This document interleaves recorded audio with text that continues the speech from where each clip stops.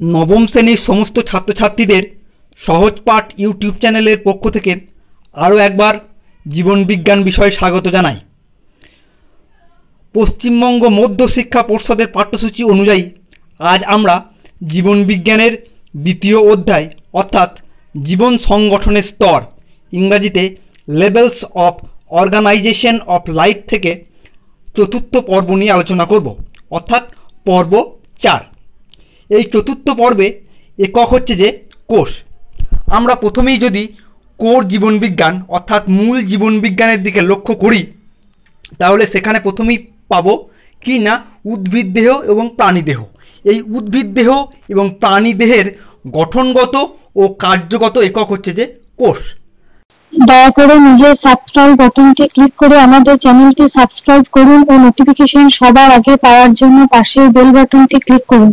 তাহলে কোষ হচ্ছে যে উদ্ভিদ দেহ বা প্রাণী দেহের সবথেকে ক্ষুদ্রতম একটা ইউনিট বা একক।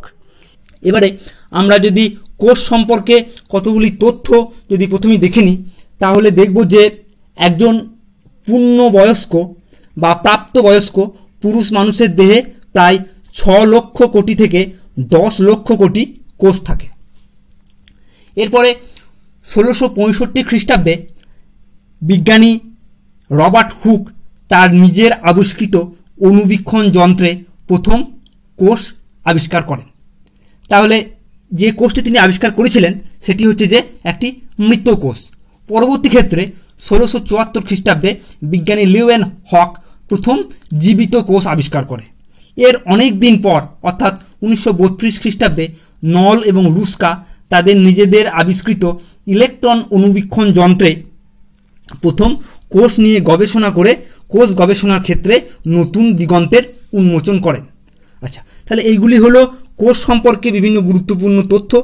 এবারে কোষ সম্পর্কে বিভিন্ন গুরুত্বপূর্ণ তথ্য পাওয়ার পর আমরা যদি কোষের সংজ্ঞার দিকে যদি লক্ষ্য করি, তাহলে প্রথমেই দেখব যে সংজ্ঞাটা হচ্ছে প্রবেধক ভেদ্য আবরণী বেষ্টিত প্রোটোপ্লাজম দিয়ে গঠিত স্বপ্রজননশীল জীবদেহের গঠনমূলক ও জৈবিক ক্রিয়ামূলক এককে কোষ বলে।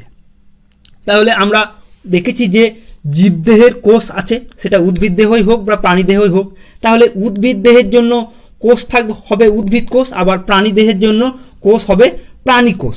তাহলে আমরা বলতে পারি যে কোষ দুই প্রকার, এক হচ্ছে যে উদ্ভিদ কোষ এবং দুই হচ্ছে যে প্রাণী কোষ।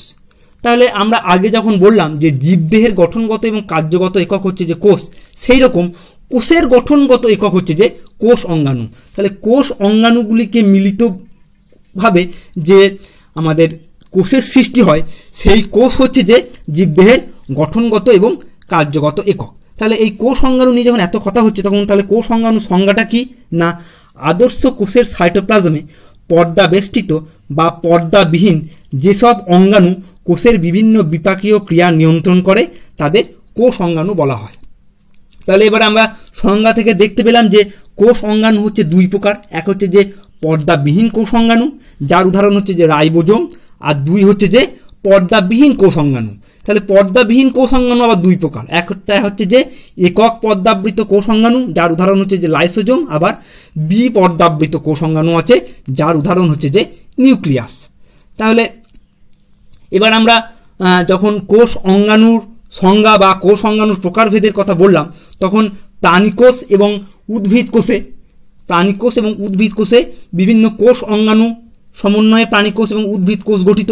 তাহলে এবার কিছু কিছু কোষ অঙ্গাণু আছে যেগুলি উদ্ভিদ কোষে উপস্থিত কিন্তু প্রাণী কোষে অনুপস্থিত, যেমন কোষ প্রাচীর বা প্লাস্টিডের মতো কোষ অঙ্গাণুগুলি উদ্ভিদ কোষে উপস্থিত কিন্তু প্রাণী কোষে অনুপস্থিত। কিন্তু আমরা এখানে সমস্ত কোষ অঙ্গাণুগুলিকে নিয়ে আলোচনা করব। তাহলে কোষ অঙ্গাণুগুলিকে নিয়ে আলোচনা করতে গেলে আমাদের প্রথমেই যে কোষ অঙ্গাণুটা আসে সেটা হচ্ছে যে কোষ প্রাচীর। তাহলে কোষ প্রাচীরের প্রথমেই সংজ্ঞাটা কি, সংজ্ঞার দিকে যদি লক্ষ্য করি তাহলে দেখব যে উদ্ভিদ কোষের কোষ পর্দার বাইরে সেলুলোজ নির্মিত জড় পদার্থের যে একটি পুরু, দৃঢ়, ভেদ্য ও স্থিতিস্থাপক আবরণ থাকে তাকে কোষ প্রাচীর বা কোষ প্রাকার বলা হয়। তাহলে এটা হলো কোষ প্রাচীরের সংজ্ঞা। এবার কোষ প্রাচীরের গঠন যদি লক্ষ্য করি তাহলে আমরা দেখব যে একটি পরিণত উদ্ভিদ কোষের কোষ প্রাচীর মোটামুটি 3টি স্তর দিয়ে গঠিত। প্রথম স্তরের নাম হচ্ছে যে মধ্য পর্দা বা মধ্য ল্যামেলা, কাকে বলে না উদ্ভিদ কলার সন্নিহিত দুটি কোষের মাঝে যে আন্তঃকোষীয় ধাত্র থাকে তাকে মধ্য পর্দা বা মধ্য ল্যামেলা বলা হয়। দ্বিতীয় হচ্ছে প্রাথমিক প্রাচীর বা মুখ্য প্রাচীর। কোনটাকে বলা হয় প্রাথমিক প্রাচীর বা মুখ্য প্রাচীর? না মধ্য পর্দার দুপাশে প্রথম যে প্রাচীর গঠিত হয় তাকে প্রাথমিক প্রাচীর বলা হয়। তাহলে এটা হচ্ছে যে দ্বিতীয় স্তর। এবং তৃতীয় স্তর হচ্ছে যে গৌণ প্রাচীর। প্রাথমিক কোষ প্রাচীরের ভিতরের দিকে এবং প্লাজমা পর্দার বাইরে যে প্রাচীর গঠিত হয় তাকে গৌণ প্রাচীর বলা হয়। এই প্রাচীরটি অবশ্য পুরু, শক্ত এবং ভেদ্য। তাহলে এই গেল তাহলে কোষ প্রাচীরের গঠন। এবার কোষ প্রাচীরের গঠনের পর যদি আমরা কোষ প্রাচীরের কাজ লক্ষ্য করি তাহলে প্রথম যে কাজটি আসে সেটা হচ্ছে যে কোষের প্রোটোপ্লাজম এবং প্লাজমা পর্দাকে বাইরের আঘাত থেকে রক্ষা করা হলো কোষ প্রাচীরের প্রধান কাজ। তাছাড়াও কি না 2 নম্বর হচ্ছে যে কোষ প্রাচীর কোষকে যান্ত্রিক শক্তি প্রদান করে এবং 3 নম্বর হচ্ছে যে ভেদ্য কোষ প্রাচীর পাশাপাশি দুটি কোষের মধ্যে জল এবং খনিজ পদার্থ আদান প্রদানে বিশেষ সাহায্য করে। তাহলে এইগুলি হলো যে কোষ প্রাচীরের গঠন এবং কোষ প্রাচীরের কাজ। এবার তাহলে কোষ প্রাচীরের গঠন নিয়ে যখন এত কথা বললাম তখন কোষ প্রাচীরের গঠন যদি ছবিটা আমরা লক্ষ্য করি তাহলে প্রথমেই ছবিতে তোমরা লক্ষ্য করতে পারছো যে মধ্যিখানে আছে মধ্য পর্দা বা ল্যামেলা। আবার প্রাথমিক প্রাচীরকে লক্ষ্য করা যাচ্ছে যেটা হচ্ছে দ্বিতীয় স্তর, মধ্য পর্দার ঠিক দুপাশে আছে প্রাথমিক প্রাচীর। আবার তারপরে হচ্ছে যে গৌণ প্রাচীর, যেটা তোমরা লক্ষ্য করতে পারছো যে প্লাজমা পর্দার বাইরে দিকে অবস্থিত হচ্ছে যে গৌণ প্রাচীর, দুদিকেই অবশ্যই। তাহলে মধ্যখানে হচ্ছে মধ্য ল্যামেলা, তার দুপাশে হচ্ছে যে প্রাথমিক প্রাচীর এবং আবার প্রাথমিক প্রাচীরের দুপাশে হচ্ছে যে গৌণ প্রাচীর অবস্থিত, যে গৌণ প্রাচীরটা হচ্ছে যে প্লাজমা পর্দার বাইরে অবস্থিত। তোমরা কোষ প্রাচীরের গঠনের ছবি দেখে এটা বুঝতে পারছো। আচ্ছা, তাহলে কোষ প্রাচীর কোষ অঙ্গাণুর পর আমরা চলে যাব কোষ পর্দায়। এই কোষ পর্দাটা উদ্ভিদ কোষেও থাকে আবার প্রাণী কোষেও থাকে। তাহলে কোষ পর্দার সংজ্ঞার দিকে যদি লক্ষ্য করি তাহলে প্রথমেই দেখব যে প্রতিটি সজীব কোষের প্রোটোপ্লাজম বাইরের দিক থেকে যে অতি সূক্ষ্ম স্থিতিস্থাপক প্রবেদক ভেদ্য লাইপোপ্রোটিন নির্মিত ত্রিস্তরীয় সজীব আবরণ দিয়ে ঢাকা থাকে তাকে কোষ পর্দা বলা হয়। এবার কোষ পর্দার গঠন যদি লক্ষ্য করা যায় তাহলে দেখব যে ওই কোষ প্রাচীরের মতোই কোষ পর্দা হচ্ছে যে 3টি স্তর নিয়ে গঠিত, কিন্তু এর 3টি স্তর হচ্ছে যে প্রোটিন, লিপিড ও প্রোটিন, ইংরেজিতে পিএলপি। এই ত্রিস্তরী আবরণকে একক পর্দা রূপে প্রথম অভিহিত করেন বিজ্ঞানী সিঙ্গার এবং নিকলসন। এই সিঙ্গার এবং নিকলসনই প্রথম কোষ পর্দার তরল মোজাইক মডেল বা ইংরেজিতে ফ্লুইড মোজাইক মডেলের উপস্থাপনা করেন। তাহলে এই ফ্লুইড মোজাইক মডেল বা তরল মোজাইক মডেল অনুসারে আমরা বলতে পারি যে এই কোষ পর্দা ফসফোলিপিড অণুর একটি দ্বিস্তরী অর্ধতরল সংগঠন, যার মধ্যে প্রোটিন অণুগুলি মোজাইকের মতন বিন্যস্ত থাকে। ঠিক যেমন মেঝের যেমন মোজাইক হয় সেই রকম এই প্রোটিন অণুগুলি ওই দ্বিস্তরী অর্ধতরল ফসফোলিপিড অণুর মধ্যে মোজাইকের মতো বিন্যস্ত থাকে। এবার ফসফোলিপিডের দুটি প্রান্ত আছে, একটা হচ্ছে মেরুজ প্রান্ত এবং একটা হচ্ছে যে অমেরুজ প্রান্ত। তাহলে মেরুজ প্রান্তগুলি সবসময় বাইরের দিকে থাকবে এবং অমেরুজ প্রান্তগুলি সবসময় ভিতর দিকে থাকবে। আবার যে বললাম যে আমরা ওই প্রোটিনগুলি মোজাইকের মতো থাকে, এই প্রোটিনগুলিও আবার অনেক রকমের আছে, যেটা হচ্ছে বহিস্থ প্রোটিন বা পরিধিস্থ প্রোটিন, তাছাড়া অন্তর্নিহিত বা অন্তঃস্থ প্রোটিনগুলো লক্ষ্য করা যায়। তাহলে এই হচ্ছে যে কোষ পর্দার গঠন। এবার কোষ পর্দার গঠনের পর যদি আমরা কোষ পর্দার কাজ লক্ষ্য করি তাহলে প্রথম যেটা দেখতে পাবো সেটা হচ্ছে যে কোষ মধ্যস্থ সজীব অংশকে রক্ষা করা হচ্ছে যে কোষ পর্দার কাজ। এছাড়াও কোষ পর্দা বা প্লাজমা পর্দার একটি প্রধান কাজ হলো সজীব কোষের বহি ও অন্তঃমাধ্যমের একটি অভিস্রবণীয় প্রতিবন্ধক রূপে কাজ করে। তাহলে কোষ পর্দা একটা অভিস্রবণীয় প্রতিবন্ধক রূপে কাজ করে। এবং 3 নম্বর হচ্ছে যে কয়েক প্রকার কোষ অঙ্গাণু, যেমন হচ্ছে যে মাইটোকন্ড্রিয়া, গলগি বস্তু বা এন্ডোপ্লাজমিক রেটিকুলাম ইত্যাদি কোষ অঙ্গাণু সৃষ্টি করতে কোষ পর্দা বিশেষ ভূমিকা গ্রহণ করে। তাছাড়াও কোষান্তর ব্যাপন এবং কোষান্তর অভিস্রবণে কোষ পর্দা গুরুত্বপূর্ণ ভূমিকা পালন করে। আচ্ছা, এবারে যদি আমরা এই কোষ পর্দার তরল মোজাইক মডেলটা লক্ষ্য করি তাহলে তোমরা প্রথমেই দেখতে পাচ্ছ যে ফসফোলিপিড অণুর মেরুজ প্রান্তগুলি দুদিকেই উপর এবং নিচে বাইরের দিকে অবস্থান করছে এবং অমেরুজ প্রান্তগুলি ভিতরের দিকে অবস্থান করছে, তোমরা লক্ষ্য করতে পারছো। তাছাড়াও তোমরা লক্ষ্য করতে পারছো যে গ্লাইকোপ্রোটিনগুলো আমাদের ওই মোজাইকের মতন ছেটানো অবস্থায় আছে। পরিধিস্থ প্রোটিনগুলোকেও লক্ষ্য করা যাচ্ছে, গ্লাইকোলিপিডগুলোকেও লক্ষ্য করা যাচ্ছে। তাহলে এই হচ্ছে যে কোষ পর্দার তরল মোজাইক মডেলের একটা সরল চিত্র। আচ্ছা, এবারে যদি আমরা কোষ পর্দা আর কোষ প্রাচীরের মধ্যে পার্থক্য লক্ষ্য করি, তাহলে প্রথমেই যেটা দেখব, প্রথম পার্থক্য হচ্ছে যে কোষ পর্দা সব কোষই থাকে, এটা হচ্ছে সজীব এবং অর্ধবেদ্য। অপরদিকে কোষ প্রাচীর কেবলমাত্র উদ্ভিদ কোষ ও ব্যাকটেরিয়া কোষে থাকে, এটি হচ্ছে যে জড় এবং ভেদ্য। 2 নম্বর হচ্ছে যে কোষ পর্দা প্রোটিন এবং লিপিড দিয়ে গঠিত, আর অন্যদিকে কোষ প্রাচীর এটি প্রধানত সেলুলোজ দিয়ে গঠিত। 3 নম্বর হচ্ছে যে কোষ পর্দা থেকে কোষ অঙ্গাণু সৃষ্টি হয়, কিন্তু কোষ প্রাচীর থেকে কোষ অঙ্গাণু সৃষ্টি হয় না বা সেরকম কোনো কিছু লক্ষ্য করা যায় না। 4 নম্বর হচ্ছে যে কোষ পর্দা ব্যাপন এবং অভিস্রবণে অংশ নেয়, আর কোষ প্রাচীরের কাজটা কি না, কোষকে দৃঢ়তা প্রদান করে এবং শুধুমাত্র ব্যাপনে অংশগ্রহণ করা কোষ প্রাচীরের প্রধান কাজ। তাহলে এই হলো কোষ পর্দা এবং কোষ প্রাচীরের পার্থক্য। এবার কোষ পর্দা এবং কোষ প্রাচীরের পার্থক্যের পর আমরা যদি আর একটা কোষ অঙ্গাণু সাইটোপ্লাজমে চলে যাই, তাহলে প্রথমেই যেটা দেখব সেটা সাইটোপ্লাজমের সংজ্ঞা। সাইটোপ্লাজমের যে অর্ধতরল স্বচ্ছ ও দানাদার পদার্থ নিউক্লিয় পর্দা ও কোষ পর্দার মাঝে অবস্থান করে তাকে বলা হয় সাইটোপ্লাজম। এবার সাইটোপ্লাজমের গঠন, তাহলে সাইটোপ্লাজম মুখ্যত সাইটোপ্লাজমীয় ধাত্র এবং সাইটোপ্লাজমীয় কঙ্কাল নিয়ে গঠিত। এবার সাইটোপ্লাজমের ধাত্রগুলি হচ্ছে কোলয়েড জাতীয় অর্ধতরল সজীব পদার্থ। কোষ অঙ্গাণুগুলি ধাত্রের মধ্যে বিক্ষিপ্ত আকারে অবস্থান করে।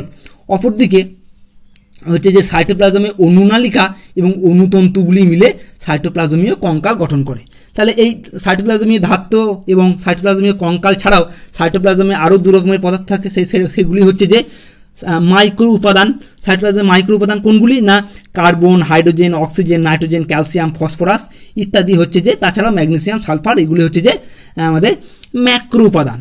আর সাইটোপ্লাজমের মাইক্রো উপাদানগুলি কি বা trace element, copper, cobalt, manganese, zinc, molybdenum, boron, silicon ইত্যাদি হচ্ছে যে সাইটোপ্লাজমের মাইক্রো উপাদান। এবার সাইটোপ্লাজমের গঠনের পর সাইটোপ্লাজমের কাজ যদি লক্ষ্য করি, তাহলে দেখব যে প্রথম হচ্ছে যে সাইটোপ্লাজম কোষ অঙ্গাণুগুলির ধাত্র হিসাবে কাজ করে, আর দ্বিতীয় হচ্ছে যে কোষের বিভিন্ন জৈবিক ক্রিয়াগুলি সাইটোপ্লাজমে সাধিত হয়। আচ্ছা, এবার সাইটোপ্লাজমের পর আমরা কোষের সবথেকে গুরুত্বপূর্ণ কোষ অঙ্গাণু নিউক্লিয়াসে চলে যাব। নিউক্লিয়াসটা কি না, আদর্শ কোষের নিউক্লিয়াসে হচ্ছে সবথেকে বড় কোষ অঙ্গাণু, আর নিউক্লিয়াসে হচ্ছে যে কোষের মস্তিষ্ক। তাহলে কোষের মস্তিষ্ক মানে বুঝতে পারছো, যেমন মানুষের মস্তিষ্ক পুরো মানুষকে চালনা করে, বা সবার মস্তিষ্ক যেমন সেই জীবকে চালনা করে, সেই রকম নিউক্লিয়াস হচ্ছে যে কোষের মস্তিষ্ক, যে কোষটাকে মোটামুটি নিয়ন্ত্রণ করে। এবার কোষ নিউক্লিয়াসের যদি গঠন আমরা যদি লক্ষ্য করি, তাহলে প্রথমেই দেখব যে নিউক্লিয়াস 4টি অংশ নিয়ে গঠিত। প্রথম হচ্ছে যে নিউক্লিয় পর্দা, এটি নিউক্লিয়াসকে বেষ্টন করে থাকা 2টি একক পর্দা। ঠিক আছে, আচ্ছা, এবারে একক পর্দা হচ্ছে যে নিউক্লিয় পর্দা, বেশ, এটা হচ্ছে যে প্রথমটা। দ্বিতীয় হচ্ছে যে নিউক্লিয় ওলাস, এটি হচ্ছে যে নিউক্লিয়াসের মধ্যস্থ ঘন গোলাকার অংশ বিশেষ। নিউক্লিয় ওলাসের আবার 4টি অংশ, একটা হচ্ছে অনিয়তাকার অঞ্চল, 2 নম্বর হচ্ছে দানাদার অঞ্চল, 3 নম্বর হচ্ছে সূত্রাকার অঞ্চল এবং 4 নম্বর হচ্ছে যে ক্রোমাটিন অঞ্চল। এই নিউক্লিয় ওলাস রাইবোজোমাল আরএনএ এবং প্রোটিন সংশ্লেষের প্রধান স্থান। 3 নম্বর হচ্ছে যে নিউক্লিয় প্লাজম, নিউক্লিয় পর্দা ও নিউক্লিয় ওলাসের মধ্যবর্তী স্থানে যে স্বচ্ছ অর্ধতরল কোলয়েডীয় পদার্থ থাকে তাকে নিউক্লিয় প্লাজম বলা হয়, বা অপর নাম হচ্ছে যে ক্যারিওলিম্পো বলা হয়।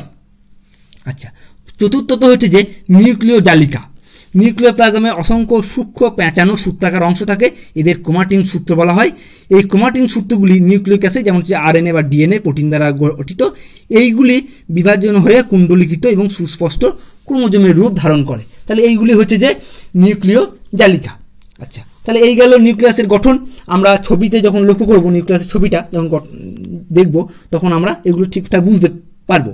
আচ্ছা, এবারে নিউক্লিয়াসের কাজগুলি যদি লক্ষ্য করি, তাহলে নিউক্লিয়াসের প্রথম কাজ হচ্ছে যে নিউক্লিয়াস কোষের বিভিন্ন বিপাকীয় ক্রিয়াগুলিকে নিয়ন্ত্রণ করে, 1 নম্বর। 2 নম্বর হচ্ছে যে নিউক্লিয়াসে অবস্থিত ডিএনএ বংশগত বৈশিষ্ট্য বহন করে। 3 নম্বর হচ্ছে যে নিউক্লিয়াস আরএনএ ও প্রোটিন সংশ্লেষে বিশেষ ভূমিকা পালন করে। আর 4 নম্বর হচ্ছে যে নিউক্লিয়াস কোষ বিভাজনে গুরুত্বপূর্ণ ভূমিকা পালন করে। এইগুলি হচ্ছে যে নিউক্লিয়াসের বিভিন্ন কাজ। এবার যদি নিউক্লিয়াসের একটা পরাণু গঠনের দিকে লক্ষ্য করি, তাহলে তোমরা দেখতে পাচ্ছ যে প্রথমেই হচ্ছে যে নিউক্লিয় পর্দা। একটা হচ্ছে যে নিউক্লিয় পর্দা 2টি ভাগ, একটা হচ্ছে যে বহিঃপর্দা, একটা অন্তঃপর্দা। যেটা অন্তঃপর্দা যেটা ভেতর দিকে আছে, বহিঃপর্দা যেটা হচ্ছে যে বাইরের দিকে আছে, নিউক্লিয় পর্দা। তারপর হচ্ছে যে নিউক্লিয় ওলাসকে লক্ষ্য করতে পারছো, নিউক্লিয়াসের মধ্যে একটা যে গোলাকার অংশ রয়েছে, যেটা হচ্ছে যে সবথেকে ঘন অংশ, সেটা হচ্ছে যে নিউক্লিয় ওলাস।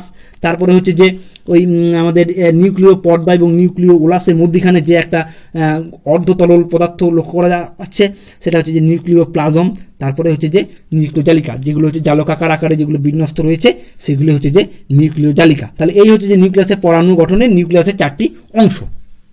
তাহলে স্টুডেন্ট আজকে এই পর্যন্তই, আমরা পরের দিন আরও অন্যান্য কোষ অঙ্গাণুগুলিকে নিয়ে আলোচনা করব। তাহলে আজ ধন্যবাদ, তোমাদের সঙ্গে আবার পরের পর্বে দেখা হচ্ছে।